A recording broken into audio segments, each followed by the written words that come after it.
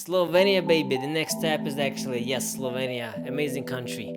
Nice people, great food, super beautiful mountains, very clean, and very conscious. As you know, part of the Europe, every country has to be conscious. So, the company we visit today is the development and production company with the primary focus in the implementation of a smart and high-tech LED solution.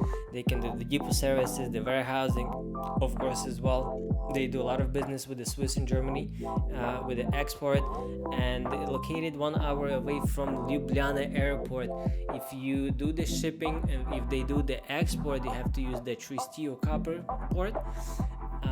This company actually one of the leading Slovenia producer of LED strips, and they do business with the bigger companies such as Goreje, Snneck, ATAG, Haisen.